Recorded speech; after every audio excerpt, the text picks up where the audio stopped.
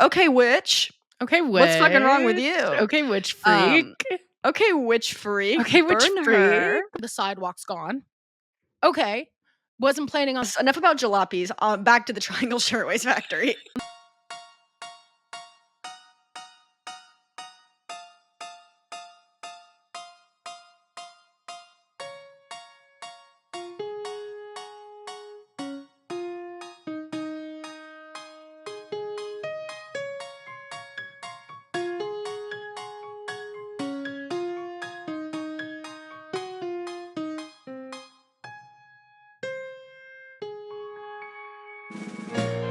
Ahoy! Welcome back to Girl Historians. I'm Carley. And I'm Blair. And this is the comedy podcast where we talk about history and our girls. And Carley's having a minor microphone issue. So if you're not sensing that tension already from the get-go, start feeling it and start carrying some of that, please. It's what in acting we like to call the moment before. Like, you don't just want to enter a scene without like a feeling of what's happened before the scene. Yeah, what's in the room. Exactly. What are the objects? What's happening in this person's life? And my microphone is having a problem. Yes. So we are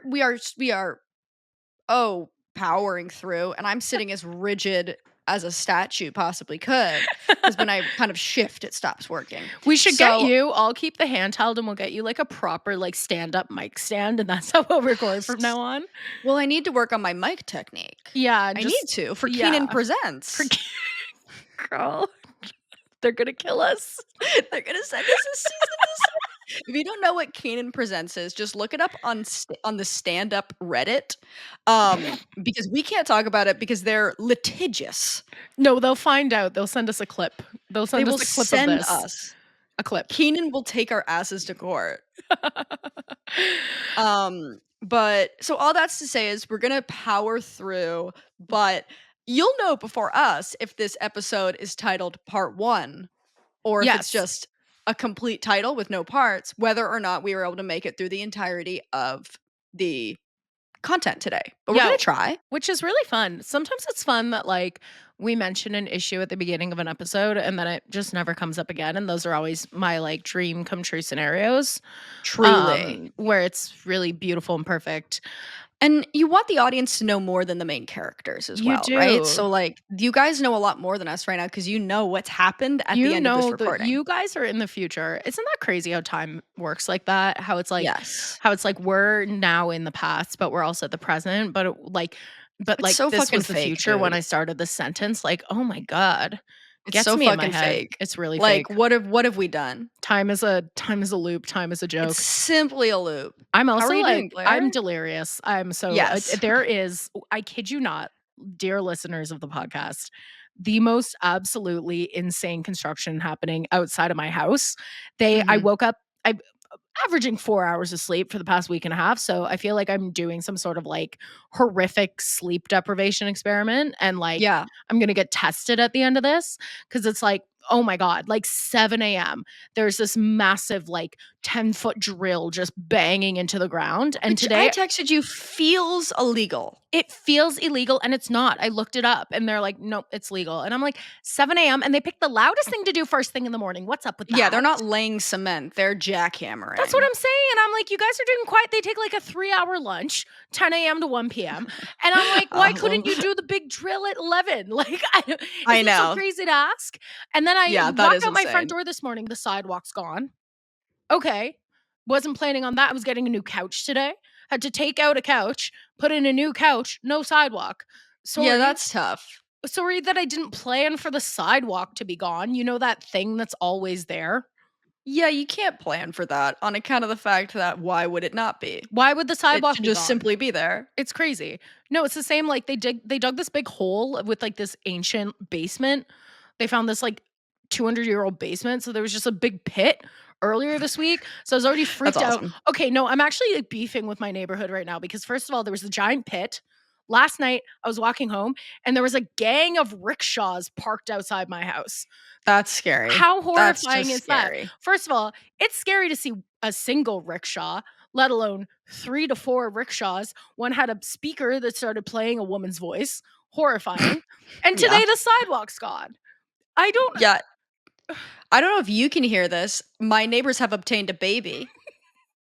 And it is screaming. That's awesome. That's my lore. I don't know who they are. They're not a young couple. Like, it's not like nobody was pregnant in my neighborhood, in my area. It's the people I share a wall with, like, because it's a, a semi-detached house. So it's like, oh my God. If you don't know what that is, I can't explain it to you. It's like a house that's for 17 different people. Almost detached, but not. Yeah. So we share a big concrete wall, and they're anti-vaxxers. Awesome. Because they distribute anti-vax like zines. Which is crazy. Anti-vaxxers shouldn't have access to zines. I know, but nobody loves a pamphlet more than like somebody on the fringes of society. I know, it's horrible. And they've obtained a baby, and the baby is crying all the time, and I'm like, where did you get this baby? Yeah, They're baby like in their 70s. It's surely got to be like their grandchild have moved in or something. Yeah. But like, first of all, hate it. Yeah, hate that. If this continues, if the baby just lives there now, it will become a problem. No, that's actually... And it's not the parents' fault. Yeah. But I don't want to be hearing this. First of all, the baby's probably crying because it has freaking typhus because it's It's unvaccinated. got measles and the mumps. It has measles and the mumps and the... I have to avoid this fucking baby because I'm going to give the baby a disease. No, this is the thing. There was a baby that moved in downstairs in my old place, and it was awful. And I like love kids, but it's like a whole different thing to all of a sudden be like in an apartment and there's just like screaming happening all of a sudden all the time. Because none of these buildings are built well. Like, I can just hear everything that's happening in my apartment, but at least it's not constant sobbing. It's not constant crying in the way babies are supposed to do. I don't know what the answer is, but I fucking hate it. And so I'm really I'm really holding out hope that we're visiting grandma and grandpa. It's just a fun little weekend away. Visit to grandma and grandpa before we go back to wherever the hell we live. That's not next to Carley. Exactly. Like, as someone who also sobs day in, day out, I kind of feel like there's already one of me, and we don't need another person sobbing day in and out. Yeah, and those opinions you have that you're like, if people knew I had these opinions, they would be like, she needs to be on a list. Like, she needs to be on a list. Yes. And I will save the listeners the majority of them. They're not like Republican opinions. They're like communist opinions. You know what I mean? Like, I do first of all believe that if you do not vaccinate your children, you should go to jail. Full stop. Okay. I think that should be illegal. I think you should go to prison if you don't vaccinate your kids. I hear you. And another thing is, again, if there's like a write-off, don't. But if you're just doing it for fucking hippy dippy, you don't understand science reasons, girl, you're going to jail. I don't believe in jail, but if we're going to use it for something, we gotta use the buildings. They already built them for something. They already exist. And another is like, I'm pointedly childless. Like, I'm 25, but I don't want kids. And I think there's a lot of stuff out there, and I understand being a parent. I think being a parent is one of the hardest things in the entire world, and anybody who's doing it, Godspeed. But there's a lot of stuff that's like, hey, childless people, don't fly on planes during spring break. And I'm like, bitch, you chose to have kids. Like, I'm not going to change my life because you made that decision. You know? Oh no, Jim wants to get into Sarah's room. Jim is my cat. If you're new to the podcast, she's in frame. She's in frame right now. She's pretty upset because there's a new couch, so she was really wilding. She was in total freak mode. Yeah, she's like, new smells are in the house. Yeah, new smells are in the house. She's being crazy. Oh, she got in. She got the door open. Hey, good for you, Jim's way of opening a door, and I love talking about my cat, and I'm so glad. Thank you for providing you a platform to talk about arresting people who oppose vaccinations. You're giving me a platform to talk about my cat, which is that Jim, usually to open doors, she'll just like punt her entire body into it, like just kind of fly it, like jump and punt. And it's honestly kind of how I open really heavy doors. No, but it's terrifying. Like, because it's pure muscle. Yeah, it's pure muscle. Like in the bathroom in the middle of the night, and you just hear this like thunk, and the door swings open. It's so scary. That is actually incredibly terrifying. That actually sounds very scary. She's so small, so she's just like hurling her whole body against the door. I know. But yeah, back to the so all that's to say is when I hear people, babies crying, they're very good about it, but I do bring a lot to like, it feels, I think when you are like, I don't want kids, society does definitely treat you into being like, okay, witch. Okay, witch. What's fucking wrong with you? Okay, witch freak. Okay, witch freak. Okay, witch freak. Burn her. And I always just want to be like, I like kids. I just don't I don't want them. Yeah. And I don't really wanna hear a baby crying, because the reason I don't want kids is I don't like babies. Like, I Yes. could rock with, like, a 7-year-old. I Let's know, I go. wish I could just birth a 7-year-old, like, babies are Different story. cute, but, like, it's like in The Sims how, like, you can automatically age up a newborn, you know what I mean? Like, Yeah, you don't that's have what to I want. wait, like, I think that that When will should science exist in get real there? life. Science gotta be close. Science has gotta be Right? close, because I'm like, "Why the hell are elephants giving birth and the elephants dropping out and walking around? What's up with that?" And then, like, we give birth to these little, like, half Cretan alien I blobs know. of Every flesh. other animal grew up basically besides, like, little birds, which are an egg, so that feels different too. Yeah, Like, they're in an egg. You gotta give them some space to be in an egg. yes, but everything else just pops out. Horses pops That out of their pops out mother, running around. running Can you around. imagine, like, you open your eyes and you're immediately like, "I'm punting across this field," just And like I don't think they need to, like, speak. no, I don't want the horses to speak. Like, I've No, I never mean babies even, the like, you know babies. what I mean? Like, if we're Yeah. giving birth to a child that can walk, I get Yes. that speaking and stuff is gonna be a bit, but, Yeah. like, let's kind of, speed the process Let's up a give them a bit. couple of powers. Like, let's give them, like, a couple of, like, Ooh. baseline kinda, like, you should be able to, like, you come in with a couple skills. Like, it's I weird think that that, like, that's fine. this is like the babies are coming in completely skillless. They're like helpless, like, and they're wet. Like, when someone I gives know. birth, because now, like, I have friends that are giving birth, which is crazy. Like, not Crazy. like friends of my parents, like my friends giving birth. Yeah. And sorry, that was my microphone just falling on the ground. Don't mind me.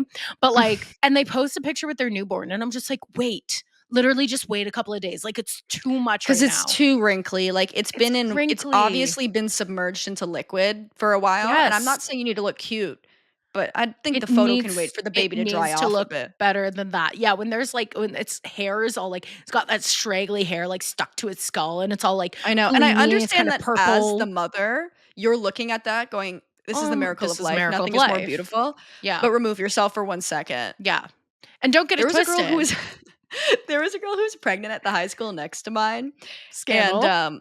when I know, and when she gave birth, she would always do that app that would, like, put makeup on you? You could take a picture and it'd, like, give you, like, makeup? She'd always do it Facetune? with the baby. She would give the baby, like, eyelash extensions and, like, blush.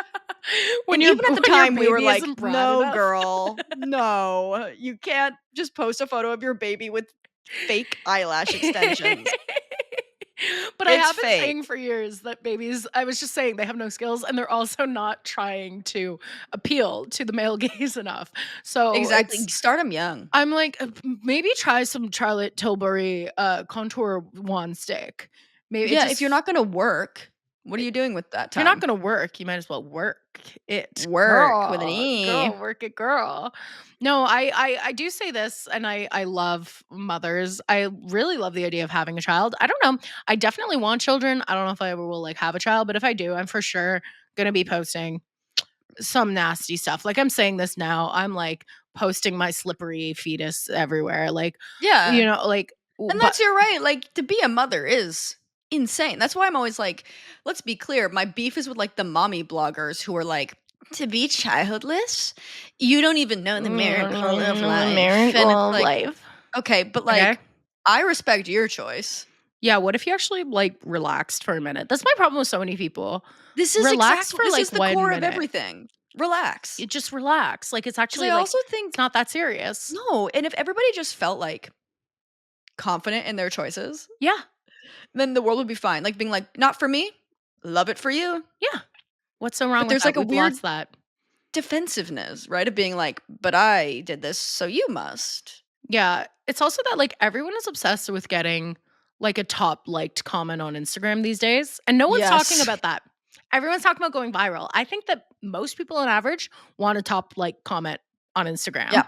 Yeah. and that's the real menace of society. Because I made a TikTok the other day that went kind of viral, and it's, like, mini viral. It's, like, one of those things where, like, it gets, like, a kinda, like, medium amount of views, but then Yeah. so many comments. Yeah, it's been shown to a different It's side been shown of to, like, an the internet. absolute niche, so Yeah. everyone's popping off saying just, like, the craziest things, and I'm like, What was the TikTok? it was just me saying that okay, so for Truth and Reconciliation Day in Canada, which is, like, the day that, like, the government, like, made a holiday to, honor the, like, Indigenous lives lost at residential schools.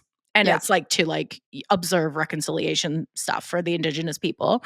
And it's not like a statutory holiday, so not everyone gets it off. But one of the sectors that does get it off is the Canadian government who did the residential schools. Yeah. So it's just a TikTok about that. So obviously it hit a niche. And a bunch of people are like, so interesting. Do you think that me working in public health, who's helping people who are dying, shouldn't get the day off? I'm like, I'm literally clearly like, no, like obviously not. Put 2 and 2 together. Obviously, I'm not talking about you, but it's like, just make it a statutory holiday. That's what I'm saying. And also just like, I do think that the government should go donate a day of wages each to Indigenous charities. I don't think that's a crazy thing to say. I think that should be common sense. And pretty normal. It feels normal, maybe even the good thing to do. But yeah, people are just crazy. People are weird though. And I'm like, if I can sit back a little bit. Like, can I sit back a little bit because my back is hurting without it stopping? Yeah, it looks good. Oh, my foot is in the wire. Oh no, Blair, my foot is in the wire. Okay, there we go. Okay, don't get me hard. Foot in the wire. My foot is in the fucking wire. My foot is in the fucking wire. Should we just jump in? I kind of want to jump in because we're doing a highly requested ep today. And the script is popped off, I will say. I'm excited because I think I know very little about this topic, I'm going to be honest. Like, I know the base level of it, and I think it's going to make me quite sad. Oh, it's actually incredibly depressing. This might be the saddest episode we've done. Like, let's strap in. I couldn't even think of a let's make this tragedy about us. So I'm going to freestyle it. I'm on that. I'm excited. Freestyling the beat today. Yeah, I was the same as you. I didn't really know anything. I knew what it was. I knew the cliff notes of it, but I didn't know a lot about it. Yeah. And like it's one of our most requested episodes. So like a month and a half ago, I had like a Friday night in and everybody was like busy or working or whatever. So it's just me. And this was when I had like depression. Just cried. Like I just had a depressive episode, and I was also like, so Reese went to do 2 shows that night, and I just researched the Triangle Shirtwaist Factory, which is what we're talking about today, and then kind of went down this rabbit hole of different disasters that basically created like public health codes or workers' rights, just different like stampedes, crowd crushes, fires, Astroworld. I ended the night. Reese came into our home, and I was just like watching videos from Astroworld. Oh my god! Yeah. So it was a dark time. It was a dark night. The Dark Knight Rises. The Dark Knight was rising. Yes, but it's incredibly interesting. It's if you want to be radicalized, read any of these kinds of cases in which workers and laborers, specifically poor people, like their blood is what labor laws and restrictions are written in. Like you'll get radicalized so fucking fast. Well, because people tend to joke around about like liquor laws, and even we've done it on this podcast when like we've ripped on like alcohol service training and stuff like that. I said labor laws, but go off on liquor laws. Did I say liquor laws? I meant labor laws. Well, we have ripped on in the past liquor laws, which is like I think tied into the whole thing where it's just like when you hear it, you're sort of like, that's ridiculous. When would that ever happen? And like 100% of the time, it's because like it happened and it was deadly. It happened. It really happened. It happened and it like ruined lives, killed people. Like it's nuts. So I guess like massive trigger warning for just like yes, this episode is incredibly sad. Death en masse. But yeah, it is crazy. Like even like I was thinking recently, like there are so many, like every time you go into like an older concert venue, you can kind of feel it. Cause I saw Julian Baker the other night at the concert hall, which is older. Amazing.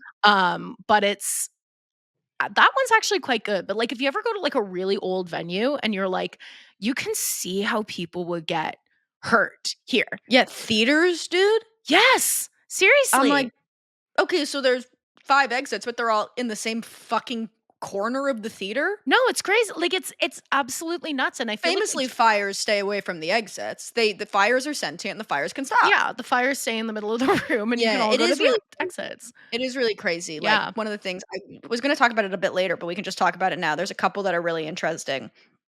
One is Crowd Crush, and you should definitely read up on this because that night ended with me looking on how to escape Crowd Crush because I'm quite small. I'm so skinny that I just get Crowd Crush. But it is like if you're a short person, very deadly. Yeah.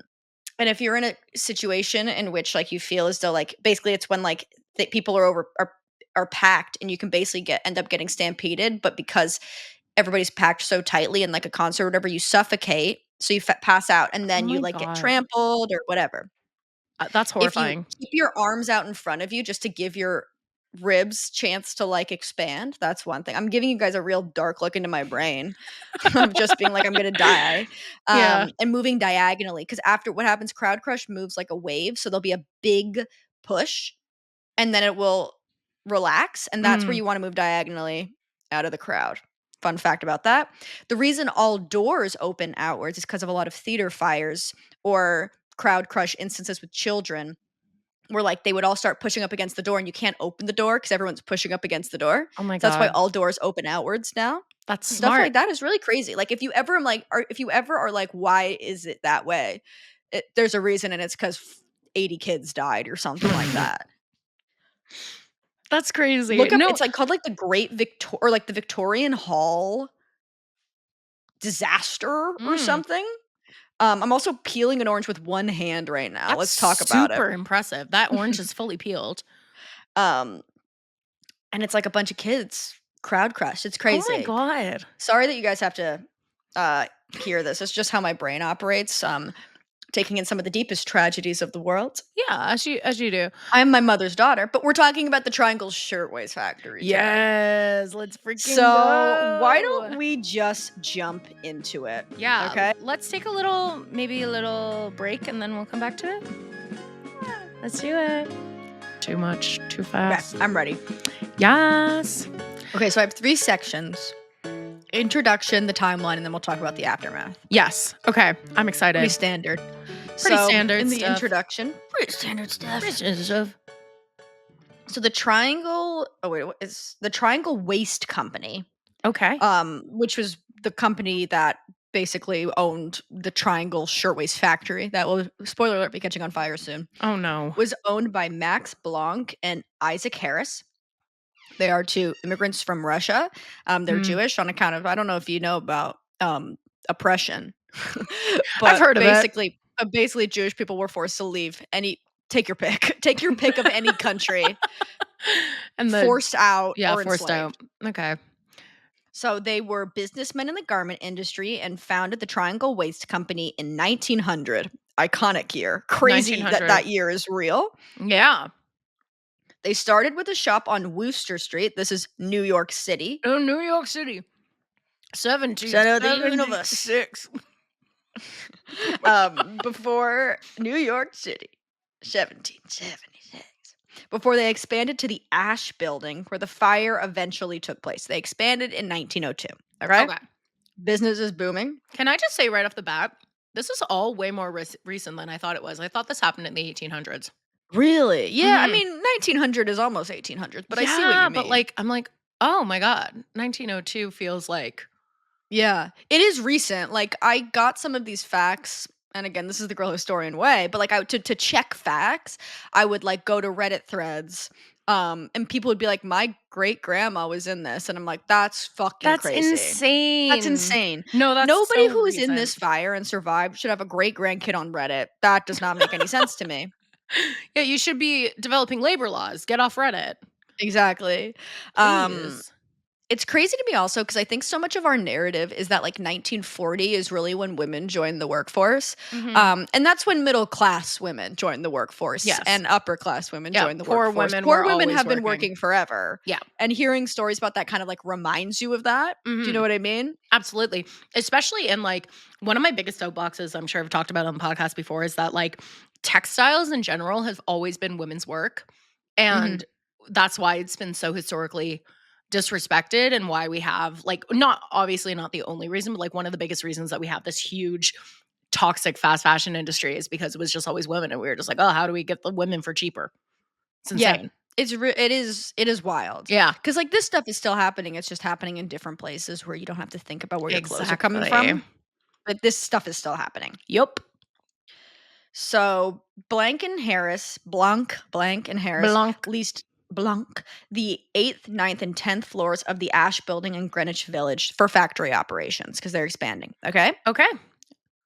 There were approximately 500 employees, and most of them were young immigrant women and girls from Italy and Eastern Europe. Many of them had limited English speaking proficiency, and a lot of them lied to say that they were like 14 to work.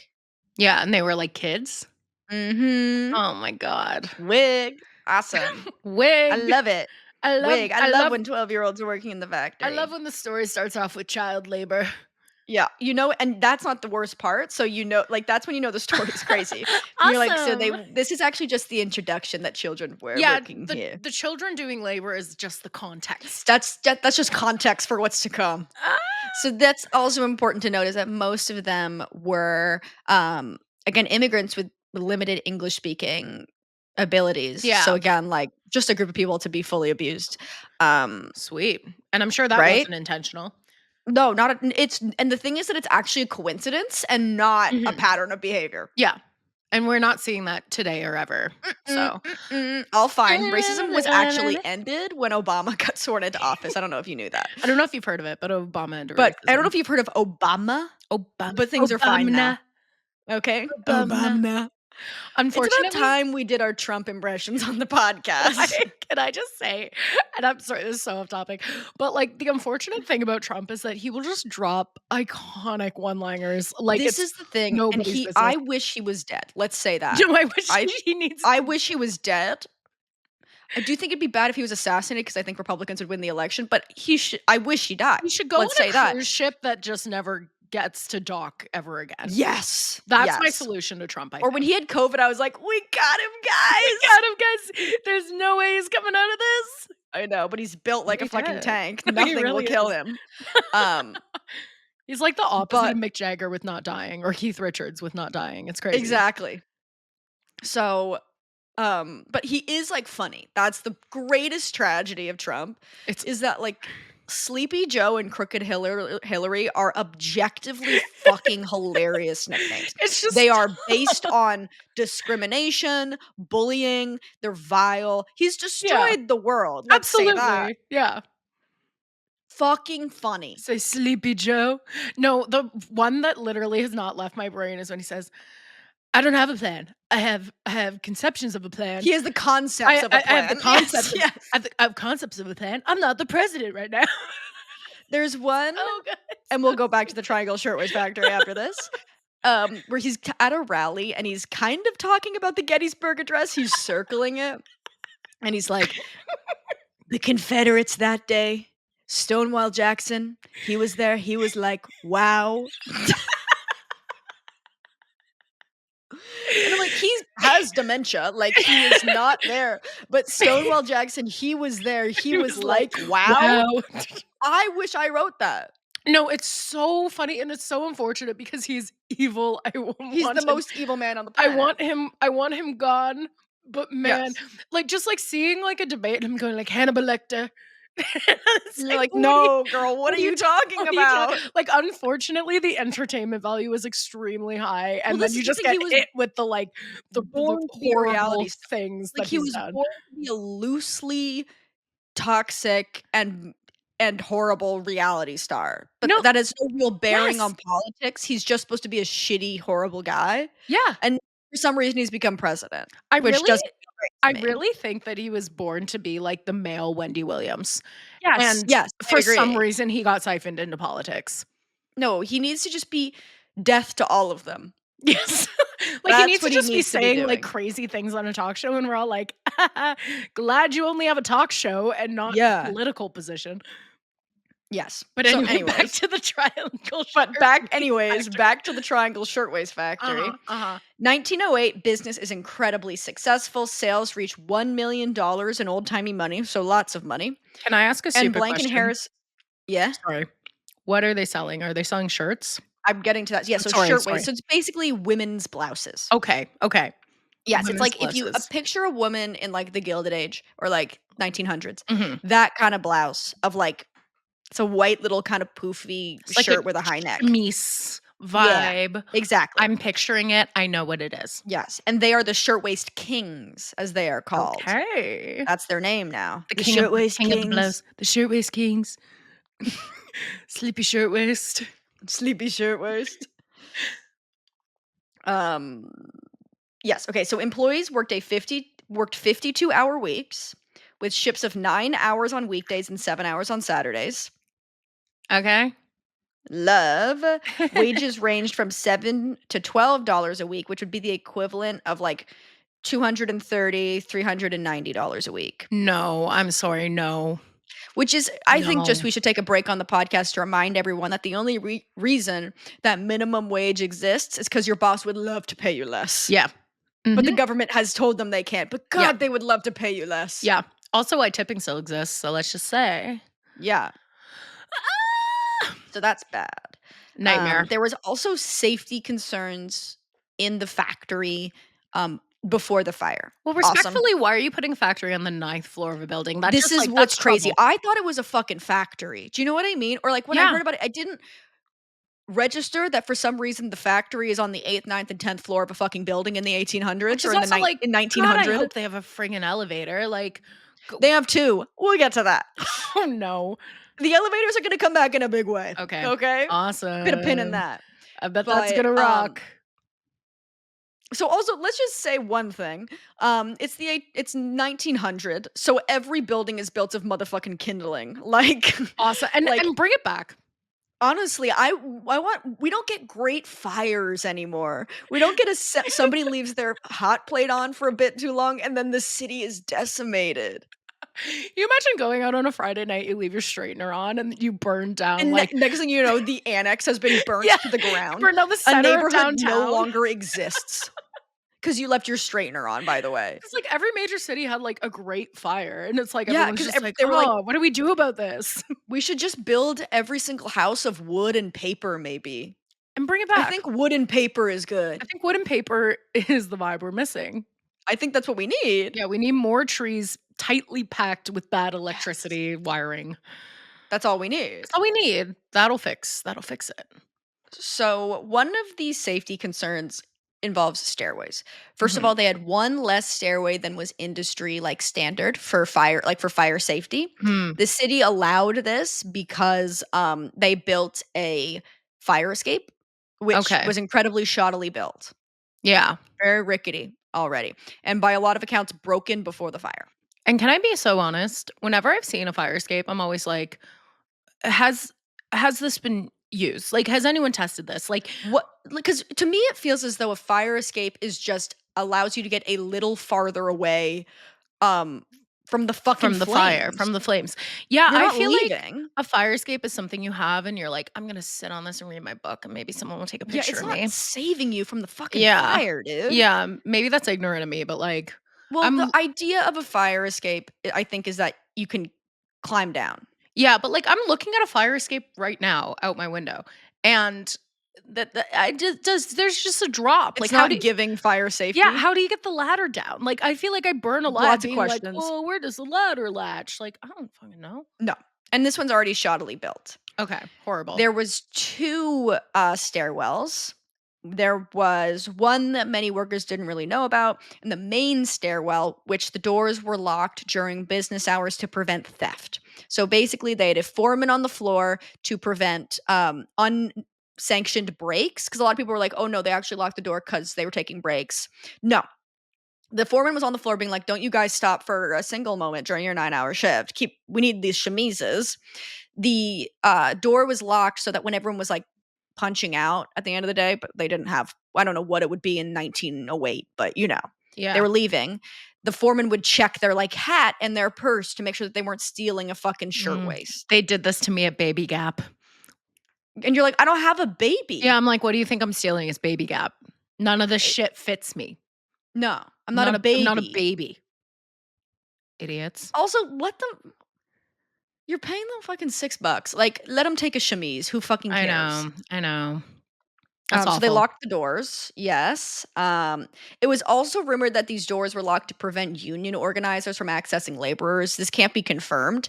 Whether or not that's true, the owners of the factory were incredibly anti-union. Yeah. So in September of 1909, 400 Triangle factory employees staged a spontaneous walkout to protest unsafe working conditions. Mm. And around this time, there was also like 3 or 4 other different like garment factories who also had people go on strike. So they were terrified of people going on strike. So whether or not they locked the doors for this reason, they didn't fucking like unions Yeah. regardless. They did not want them to Yeah, organize. either way, they're kinda shit. Exactly. Um, they also had no sprinklers, which is good. Great. Uh, really, really good. And it's also worth noting that 4 previous fires had broken out at factories owned by Blank and Harris prior to this fire. So they're just like fire guys. Yes, well, this is what has led some people to allege that the fire was set, for, like, insurance fraud. People love to say insurance fraud Yeah. for fucking conspiracy theories. I don't personally buy this, for 2 reasons. First of all, they were there the day and, Mm. like, they had to go to the roof. So a lot of people where the fire was first lit on the 8th floor, just went down the staircase and left before it, like, got really intense. And if I Yeah. was doing insurance fraud, I would fucking make sure I'm out on the ground. Do you Yeah, know what I out of the mean? Like, that doesn't building. make any sense to me. Yeah, for sure. Um, also, everything is made of fucking kindling and people smoke all the time. Like, it's not that Yeah. crazy. Imagine fires breaking out. Mhm. I will say they got paid out $400 per dead employee from the fire because of an insurance clause, which seems like a crazy incentive. That's So insane. you take from that what you believe. Like maybe Yikes. that's true. I don't know. Yeah, I don't know. Insurance fraud is very, like I've heard things about insurance fraud that just, like, baffle me. Yes.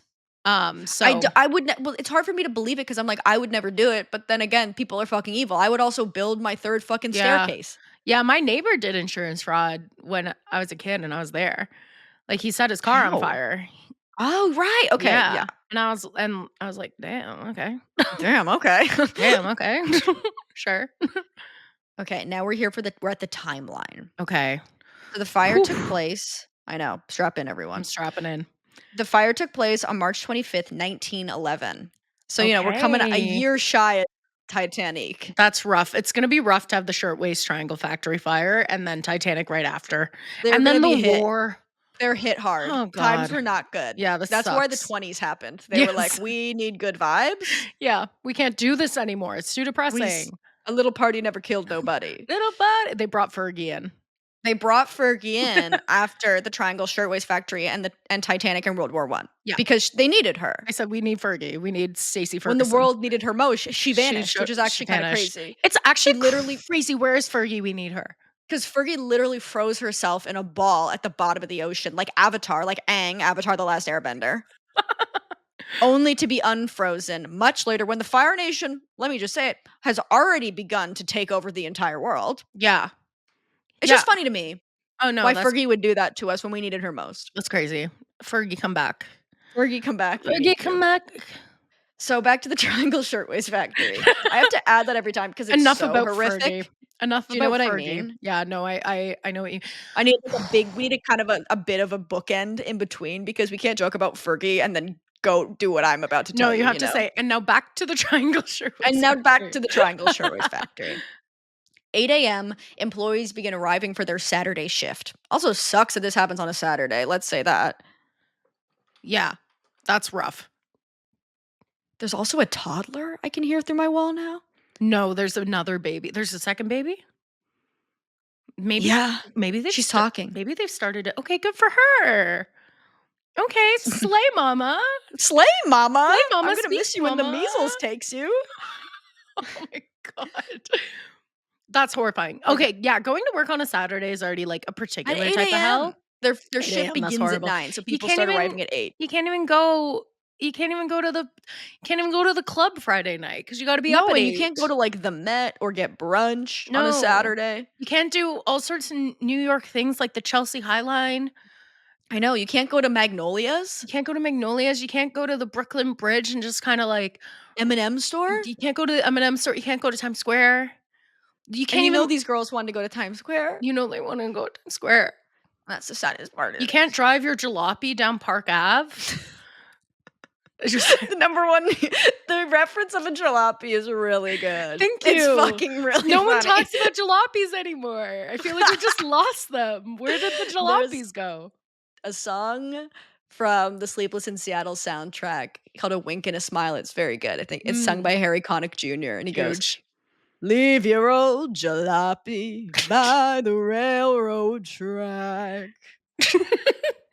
And I was like, jalopy? I haven't heard those words in forever. And that is a thing that Americans do. They leave their cars everywhere. And by the railroad tracks. And they abandon them. They just leave them. This was in Detroit, just cars everywhere.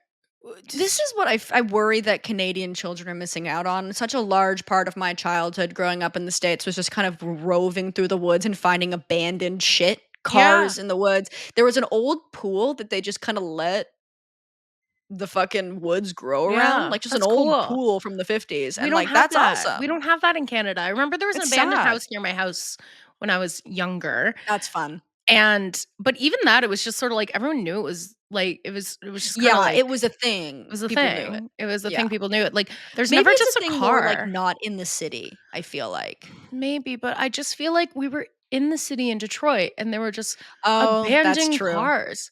Yeah, and I'm like, damn, wish I had some of those where I lived, so I could check them out. Can you imagine the black and white photographs I could take in those? Fucking great shit. Okay, we have to move on. I know. We have sorry. To get onto this. It's not your fault. You. I let the jalopy talk go on for quite a long time. It's so hard to talk about jalopies and then just move on like it's all the same. Being like these women, but women died. Oh, women died. Enough about jalopies. Women died. Yes, enough about jalopies. Back to the Triangle Shirtwaist Factory. 4:30 p.m. workers Mary Leventhal and Ann Gullo begin distributing paychecks. Okay. It's the end of the day. It's the end of the day. I'm getting my money and I'm going home. 4:40 p.m. Cutter, Isidore, and Bramowitz. So cutters, they're cutting the fabric. They're not self-harming. I was like, what the fuck? I kind of thought their name might have been Cutter, and then I was like, no. Okay. Cutting the fabric. They're not emo. No, they're not emo. Well, maybe they are. They could be. Anyone can be emo. If they try hard enough. If they try hard and believe in themselves. So they notice a fire. It's a man. He notices a fire in his scrap bin on the 8th floor. Uh-oh. Okay. Bad place to have a fire. No, you don't want a fire. You don't want a fire in your scrap bin. That's tough. Yeah. Smoking was prohibited, but cutters often snuck cigarettes and then blew out the smoke through their lapels to hide it, which to me doesn't really feel like they hid it. It's like whenever I'm kind of with like a friend in a movie theater and they're vaping and they're like, I'll hide it. I'll just blow the vape into my shirt and then the vapes will still go into the air around me. It'll just be a little delayed.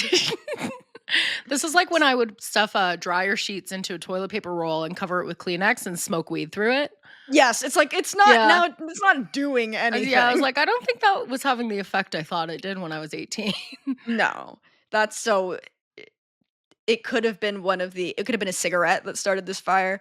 The New York Times has alleged that it could be one of the like sewing machine engines that fucking catching fire, whatever. It was the past. You know what I mean? It could have been any old-timey thing. Literally nothing was built to not catch fire. No, everything was catching fire. No, it's like they built an engine and they were like, whoa, this really catches fire. But you know what? It could also work in a sewing machine. Like that's how everything was Let's made. put this thing that sets on fire into other machines. You know what else you know what else was catching fire? Katniss Everdeen. That's all I'll say about that. We don't even need to go into it. Girl on Fire. Katniss Everdeen is so good. I love that movie. I love that movie. So Lenny Kravitz. He is great. The bookkeeper on the 8th floor was able to warn employees on the 10th floor. Okay. Via a phone. But nobody could contact the 9th floor. Oh no. That seems like a huge locked, if you recall. That's an oversight. Like what? Why? Well, yes. Well, yeah, obviously. Yes, there's a lot of oversights, Blair. I'm picking up on that a little bit. Yes. Yeah. And there was no audible alarm. Like there was no fire alarm. Okay. So, things are not good. All right. Awesome. No phone, no alarm. No. Just a lot of 4:40 flammable machines. Just lots of flammable materials and a locked door. What could go wrong? 4:40 p.m., so 4 minutes after the fire is noticed, a passerby pulls a fire alarm because he witnesses like smoking shit. Okay. Yes. His name is John Mooney. Okay. Mooney on Theater. Mooney on Theater. It's like a Toronto theater blog. That's inside baseball, but I want you to know. Just want you to know we're thinking about Mooney on Theater. Exactly. 4:45, Anna Gullo, who was handing out, it could be Gio, but Gullo, who was handing out the paychecks before, she rings the closing bell early to be like, guys, let's go. Yeah. let's get out. There's a fire. But people on the 9th floor are like, okay, fucking weird, whatever. But they don't know that there's a fire still. Okay. Damn. I know. That's rough. And so she rings the alarm on the 8th floor? Yeah, but ostensibly it's connected in some way, but all they're hearing is that the alarm, like that a bell that signals the end of the day is being rung 15 minutes early. Yeah. 4:46, the fire heads towards the 9th and 10th floors. Okay. And first responders arrive on the scene, which is kind of fucking fast. Yeah, I know. They must have been right there. New York Minute. New York Minute, baby. Well, doesn't do any good. Spoiler alert, doesn't help them at all that they're there. Oh my God. According to survivor Yetta Lubitz, the first warning of fire on the 9th floor was like when the fire arrived. Like they didn't know what was happening, and then all of a sudden there's fire, and they're like, what? Jesus Christ, that's horrifying. And the main staircase they all know about is locked. Mm-hmm. There's a second secret staircase that some people know about that they start heading to try and get out. And there's 2 elevators on every floor, but they're just taking people down as they can, you know? Yeah. And there's 500 employees. Oh my God. Yes. Ooh. So workers on the 8th floor head down the unlocked stairwell that eventually becomes unusable by the time the fire reaches the 9th and 10th floors. This is the green, what's it called? The Green Street staircase. Okay. So this is the one that's like the secret one that people don't know about that isn't locked. So they're like, okay, so the people on the 8th floor can get out down to the street. Yeah. But by the time that the fire reaches the 9th and 10th floors, that staircase is engulfed in flames and no longer usable. Jesus. That's so some awful. people on the 10th floor who knew about it before could have left, but some people couldn't. Oh my God. So some escaped by heading up that staircase to the roof and trying to like jump to other buildings or whatever. Okay. Oh my God. Okay. Wig. Awesome. 4:47, the green stairway becomes unusable in both directions. Oof. So the fire started 7 minutes ago. That's horrifying. Isn't that insane? That's nuts. The remaining people climb onto the shoddily built fire escape, which eventually collapses and plunges 20 people to their death 100 feet. Oh my God. Oh, that's so horrifying. Yeah. Jesus. And then the main stairwell's still locked. Yes. Main stairwell still locked, back staircase engulfed in flames. Hopefully you could climb to the roof, but then that staircase is engulfed in flames. So your only hope is the fire escape, which collapses. So you can try your luck jumping 100 feet in the air to the ground or hopefully get in the elevator. Who has the fucking key? Like what? The foreman who's gone. Oh my God. I know. I hope his family lineage is cursed. Yeah. Okay. A shame on your house. A plague on your house. Plague. Okay. Whew. So the fire department, if you recall, has arrived, but they're finding it difficult to cull the flames. Okay. Because their ladders only reach up to the 7th floor. And bodies keep falling, which makes it dangerous for them to like get close. Oh my God. Okay. 4:50, 10 minutes after the fire started, all of the exits are closed now. Like this is the fireplace is fully engulfed in flames. Workers inside throw themselves from the windows or allow themselves to be burned to death. Oh my God. 4:53, 13 minutes after the fire began, the rescue nets are no longer used by the fire department because they're ineffective. They're like trying to use those rescue nets, but they're too high up and everyone's just getting fucking killed. Jesus. Yeah. Now let me tell you, let's talk about the elevators. Okay. Joseph Zito was an elevator operator who had only worked at the building for 6 months, and he risks his life this entire process continuing to bring the elevator back up and down to bring more people to safety. Okay. So he brings the elevator up as many times. He only stops when the shaft begins to buckle under the heat and the elevator can no longer physically travel up and down. Jeez. But he does several trips bringing people to safety. The last trip that he does, the elevator is built to hold 10 people. He brings 40 people down. Holy shit. So he's like he's a hero. Motherfucking hero. Oh my God. They find him in the basement after the fire's over with a broken leg, basically dying from smoke inhalation. They bring him out. But this story was only told recently because his great grandkids were we need to tell this fucking story about our grandpa. Oh my God. Okay, yeah. I hope his family gets very rich and is successful and beautiful. Nothing but love to the Zito family. Yeah, seriously, rock on, Zito. Yes. Women were so desperate to get into the elevator, especially when they heard that it was the last trip, that they stabbed each other with fabric scissors. And after they began to go down, women just started throwing themselves down the elevator shaft. And trying to scale the elevator shaft as well, down the court, but they would fall. So they said that blood was leaking onto the people inside the elevator from all the bodies, slamming. There was an account on Reddit. This is the one where it's my great grandmother survived this. She jumped into the elevator shaft and the other bodies cushioned her and she survived. Oh my God. By the way, the fire started 13 minutes ago. That's crazy. That's 13 TikToks. It's if that. Yes. Oh my God. Gaspar Moritella was the other elevator operator, and he continued to also save women until the jumping bodies down the elevator shaft made it impossible for his elevator to move. Oh my and God. He couldn't anymore. Also, going up 9 to the fire floors to that fire with a crotchety elevator, no, it's true bravery. It really is. Finally, the foreman's fucking gone. They didn't need to do that, but he's let's try and get literally anyone out there. Seriously. Also, yeah, elevators at that time, even elevators that necessitated an elevator operator, it's these were not zooming up and down. They were cranked. They could have died. You know what I mean? Absolutely. The shaft could have buckled under the heat at any time. Yeah. And this is the 8th, 9th, 10th floor. You're up in the air. You will die. Where is the foreman? I want a word with him. Well, he's dead. I want a word with him. It's 1911. I want a word with him. Okay, I'll find his gravestone. I want a word with his ancestors. So by 4:57, the last body falls from the building. Jeez. 5:15, the fire is finally brought under control 35 minutes after it begins. Whew. Yeah. So the aftermath. 146 people died. Oh my God. 123 women and girls, 23 men. Jesus. The youngest was 14 years old, and the median age of people who had died was 20 years old. This is something that I was also, because sometimes in these instances, you're why, guys, be, not be calm, but you're the answer is not stabbing everyone with fabric scissors. Yeah. But if you're 19 years old, yeah, it is. I'm going to stab someone with fabric scissors. I also I feel this is common, but whenever I hear about an old timey event, I always picture everyone as being older than me. So it's crazy to hear about this event and be oh Younger. No, these were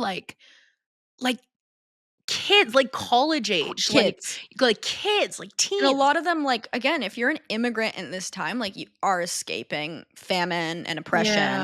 Yeah. So you're already traumatized. For sure. It's crazy. Oh my God. Okay. Yeah. Temporary morgues were set up to identify victims, some of which could only be identified by their belongings. And it took several days to identify many of the victims due to the nature of their burns. Really horrific. God.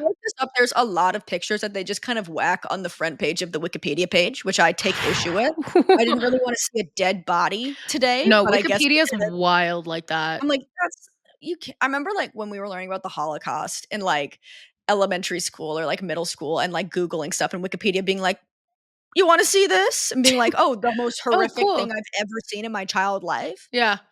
No, Wikipedia, there's got to be some restrictions on those images because I'm it's just crazy what they slap on the front page of Wikipedia. Do a carousel. Do a carousel. Show me in the third resting image should not be a dead body. And it feels I shouldn't have to say that. Right?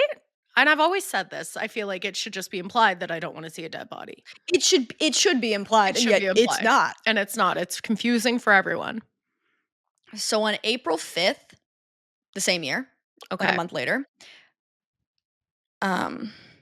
120, sorry, I had to think about how to say the number. 120,000 people marched in the funeral procession for the 7 unified victims of the fire. Wow. So there were 7 people who were never identified. 120,000 people marched in the procession. 350,000 people watched the procession happen. It was one of the largest gatherings in New York City's history. Holy crap. Blank and Harris were charged with manslaughter, but later acquitted by the jury because the attorney alleged that a 14-year-old girl's testimony was coached because he had her repeat the testimony 3 times over. And he went, "You actually switched which and that. You were coached." And everyone's like, this is a 14-year-old girl from Poland who doesn't really speak English. So maybe it was coached in the sense that she doesn't speak English. Since she was coached in the language, you freak? Yeah. So they were acquitted of all charges. They were just fined.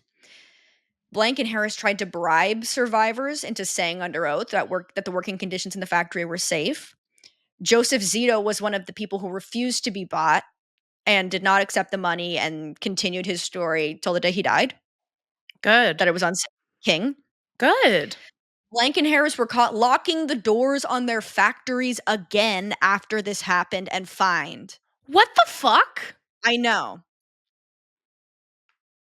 No, I'm this sorry. This is like when Drake had a secret child again. It's like, you already did this once. Do it twice. You got caught. No, that's nuts. And this is why all US businesses have a sign over their doors saying doors to remain unlocked during business hours. Being like, legally, you have to unlock doors during business hours to allow people to leave. And there's been other crazy instances of this. There was a fire in a grocery store where people locked the doors because they didn't want them stealing food and stuff. Like, capitalism is a prison. It really is. No, I'm like, literally, how bad are your loss margins at this point? Well, there's cops in the grocery store by my house. And I'm like, it's ridiculous. It's actually really interesting because the whole story you guys kind of put forward when people talk about defunding you is that you're here to protect the people and serve the people. And yet what you're here to do is quite literally protect merchandise. Yeah, you're literally just protecting capitalism. Like, it's like, sorry, it can be clear as freaking day.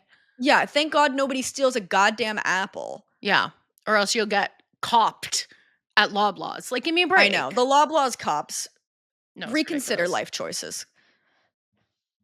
Yeah. So that's the end of the Triangle Shirtwaist Factory. Jesus. I know. Oh just my God. Kind of horrific. Yeah, just like a bit horrific. That made me incredibly sad. Yes. It's like capitalism is such a curse. It really is crazy such we a chose stain this. on society. Out of everything we could have done. We could have chosen a lot of different things. Especially just like, it feels like we picked a particularly like evil branch of capitalism too. You know what I mean? Yeah, it's the darkest timeline for sure. Yeah, like it's the darkest version of like, because I can understand like, oh, you want to be a merchant, like, like build your free wealth, market, whatever, like free market. But then it's like, oh no, we're actually going to be like evil. And like, no, we're not doing it in that sense. We're doing it in the sense that we'd like to be evil. Yeah, we'd actually love to be evil.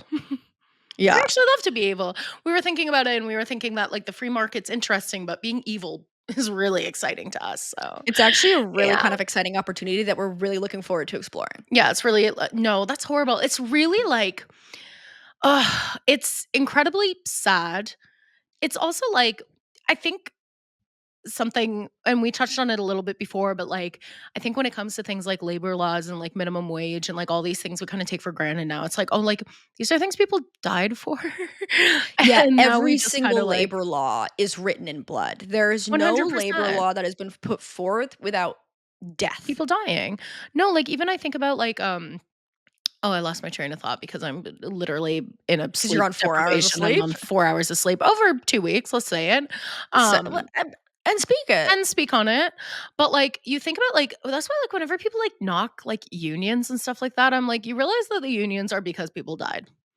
Yeah, so unions are because if there weren't any unions, then your boss would literally kill you. Yeah. Like your boss, you were so disposable to your boss that like they would rather like use you as a body than like respect your humanity, that we needed to like have death and court cases and things over literal human rights. Like it's it's so I couldn't really think of a let's make this tragedy about us. I literally can't think of a single fun thing about this. Can I do a more general, because do you have any reflections first of all on Triangle Shirtwaist? What we just talked about, like literally at any given point, it's important to remember when people are like, we're like a family here. No, you're not. You're not. Your boss will replace you. If you died, the second you are dead, your boss will just quite simply replace you. Your company does not give a fuck about you. I know. Also, can I just say that whatever, that is such a red flag in an interview because it's like, oh, the job is so bad that we're going to supplement it by being like, but don't worry, we're really nice. I hate that shit. We're really nice. Whenever somebody's like, we're like family, I'm like, what's my middle name? Yeah. Do you know me?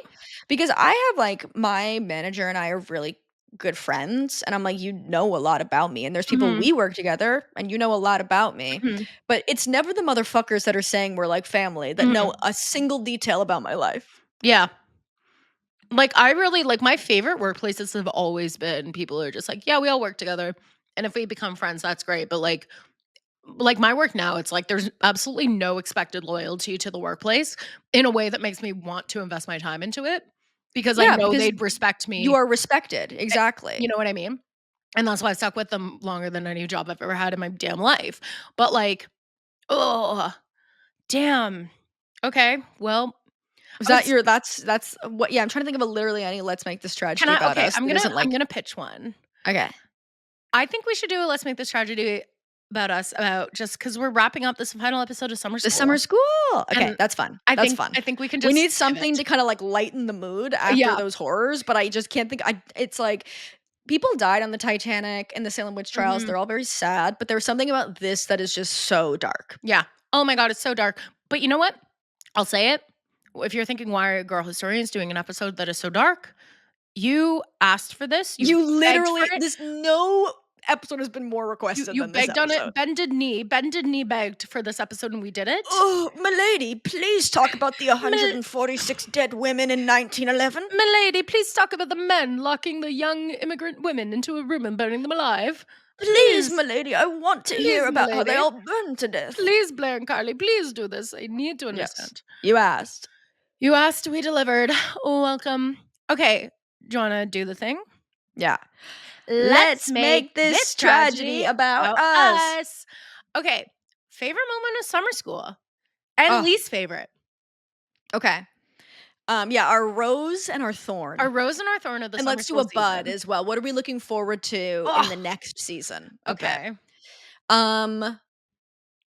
There's a lot. I had the time of my damn life doing summer school. I really did. A couple of roses when we read the Tampon Gate transcript in the Diana series. Oh, that was huge.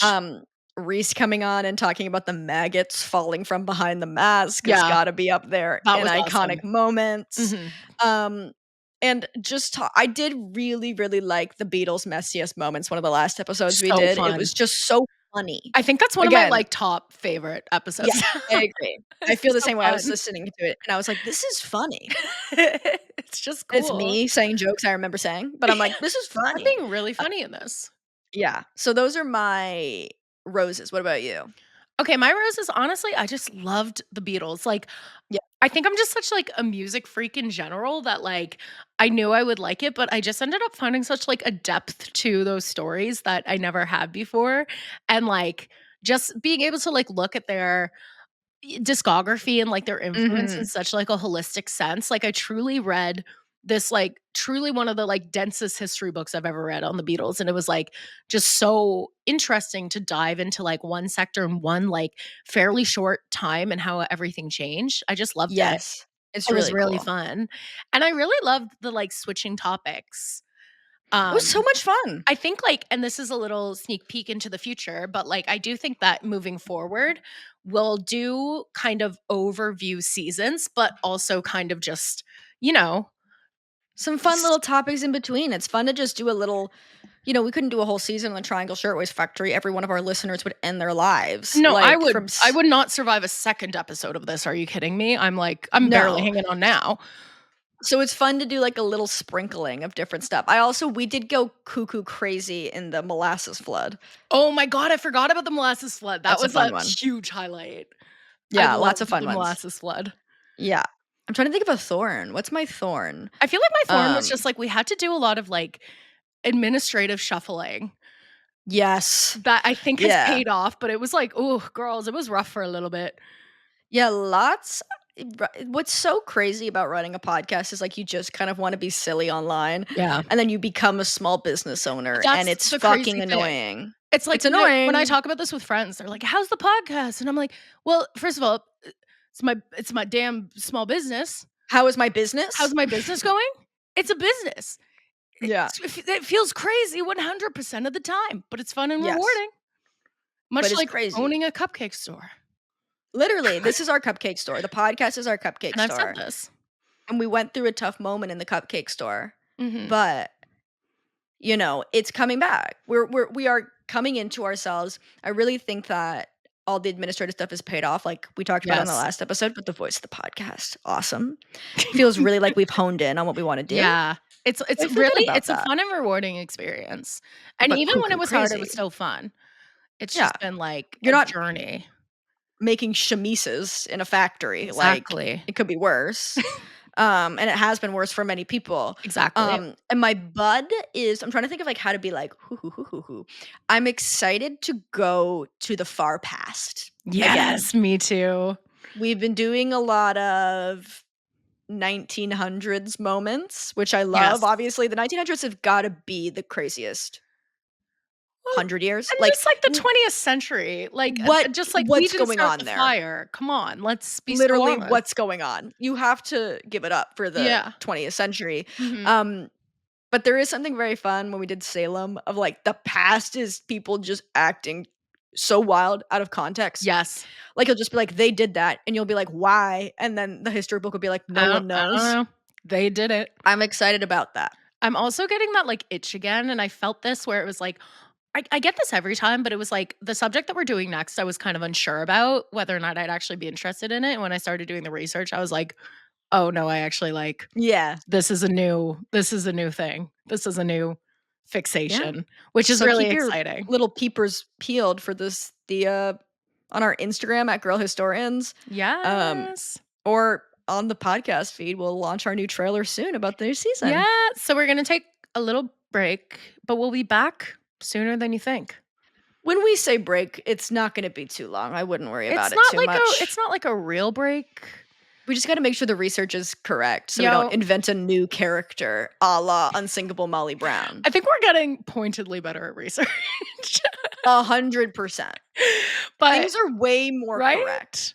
100%. So I'm really excited. We're going to take a little break, but we will be with you. We'll be back soon. In spirit.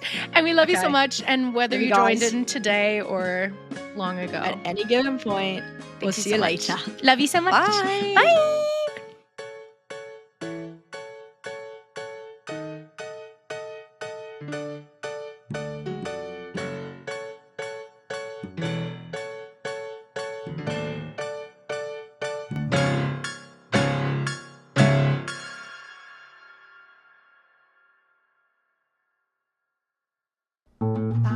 This podcast has been brought to you by the Sonar Network.